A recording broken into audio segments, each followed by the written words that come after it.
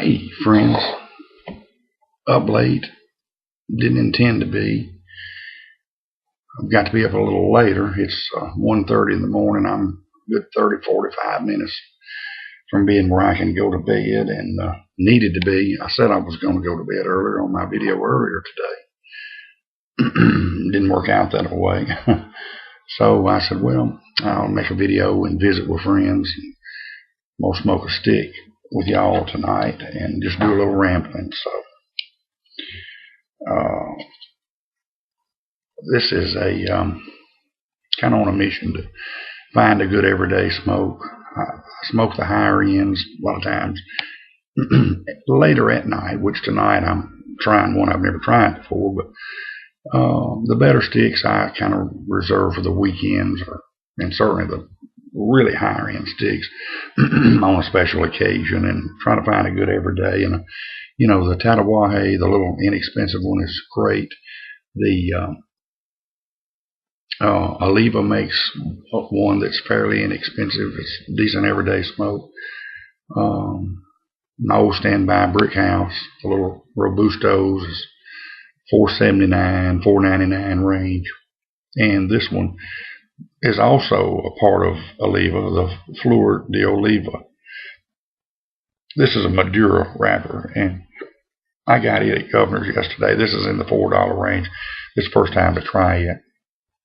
So let's get her fired up. I usually do a little bitty cut, crimp cut, or whatever you call it. And the reason I'm up late is because, and my wife says this is a man thing, I failed to read the instructions on a little smoker that my mom gave to me. It's one that's never been out of the box. One of these electric smokers with the doors on it, big wide things, got 4 or 5 shelves in it. And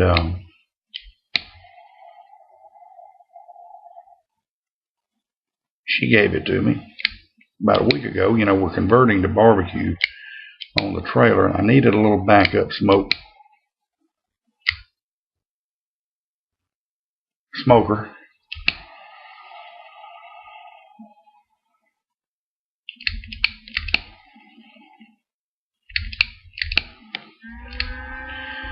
Looks like we're gonna run out of fluid on this thing, on this Zycar here.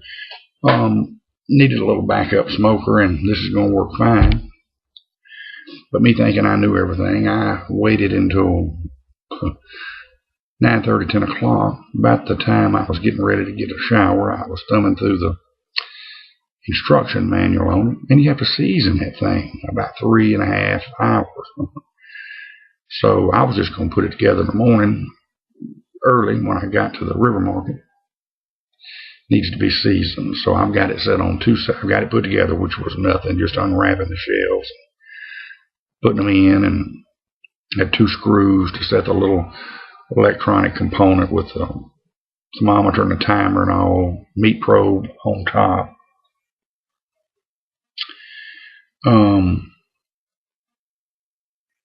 Got all that done, and got it fired up, and it's sitting on 275 right now.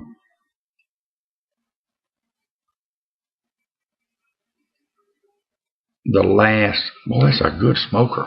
I'm telling you what, on first impression, this is a good one. This is one of this is their inexpensive line. Yeah, I may keep a few of these on hand for, because around the restaurant I'll run out back and, I'll lay one down and pick it up, lay it down, pick it down, put it up, whatever. Several times during the day, I'll fire it up and stand there and take a few hits off of it for a minute or two, and then run back inside. And so this may be one I add to that everyday stick for at work or something,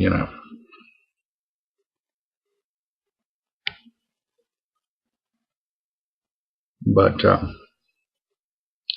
got it set on 275, and you can do a timer on it. And I could have just set the timer and went on to bed. However, the last 45 minutes, which I'm going to fudge on it and make it about an hour and 10 minutes, when I'm just going to go to bed, they want you to put your wood chips in it until it finish letting it season out with the wood chips. And of course, the reason they want it seasoned because you got all the, any coatings or paint or what, I don't know if it's got paint in it, but you can smell it, that all of the, the oils, anything, it burns off all the, that's not going to go in your food, so they want that burn off, and that's a reason for the seasoning. But say it asks for the last 45 minutes to put the wood chips in the side of it. And looks like it's going to be a great little smoker. And my trailer doesn't have a smoker on it. So some of this stuff, the ribs were smoked tonight at the restaurant. I'll put them on there with wood chips in the morning in this little warmer, kind of keep them rotated out. I'll put a brisket in there, and we'll heat them up in that. But they make one just a little bit bigger that I would like to have, but really they make a double door one that'll hold more than twice what this one will hold, and it's around $500. This one, along with the big one, would get me in great shape for little festivals and things, And we smoke with cherry wood at the restaurant.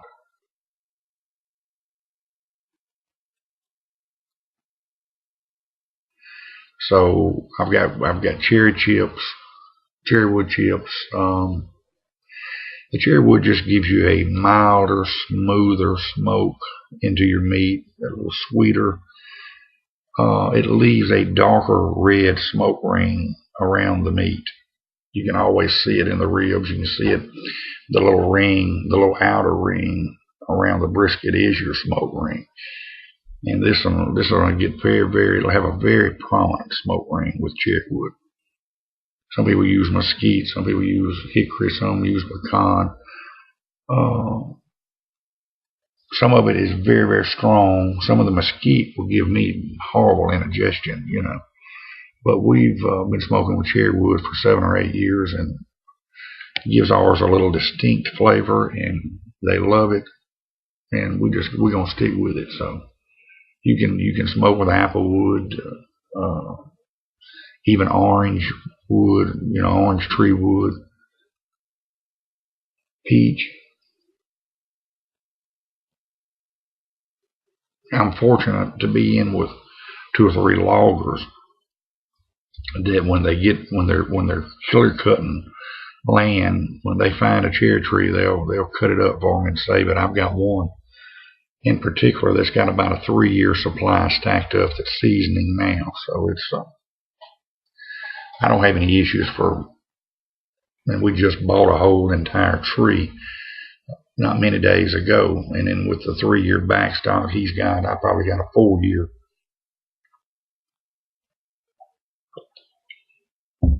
Supply, and it's never been an issue. I got real low one time because I lost a couple of my sources, but was able to pick up through a couple more loggers.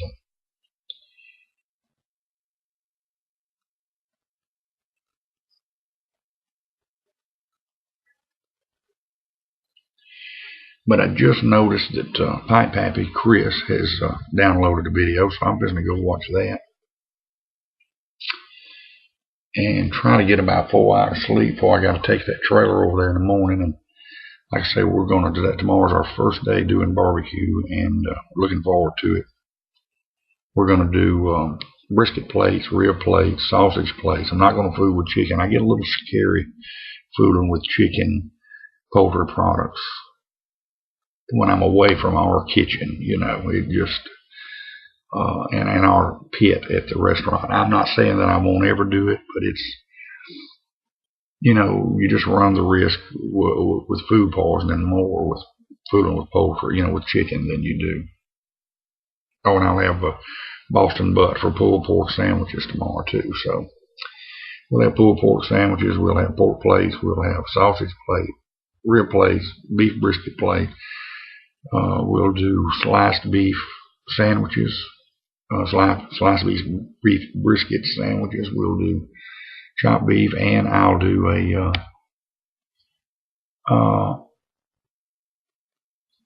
we do an old-fashioned minced beef where I've got a big commercial crock pot, and what I'll do is I'll grind up a brisket. We trim the fat layer off, and it's lean meat. We very, very little fat, just enough where it doesn't dry out, and we grind this up, chop it up, grind it up, put it in there, and then we put our sauce in it, and it warms and marinates in this sauce, and just the old Texas-style minced beef, old-timey minced beef sandwiches.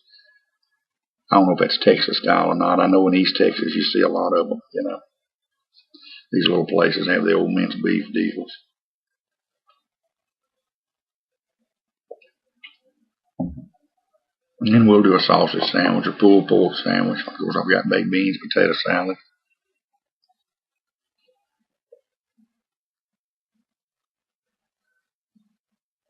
Coleslaw.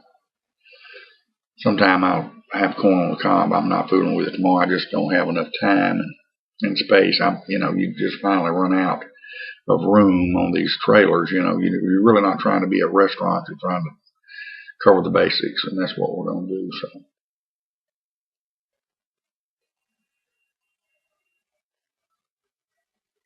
All right. If y'all run across one of these, try you one. It's a good little inexpensive, around about a $4 smoke. It's a good everyday smoke. I'll be buying them again. This is a Madura. They've got the lighter wrappers. I don't know if it's Connecticut or anyway. I've gotten here partial to a lot of Maduras here lately, but this is worth a try, y'all. If you like a good Madura and you like Oliva anyway, you'll like this little series from them. We'll catch up with y'all tomorrow night. Y'all have a good one. Take care, and God bless you.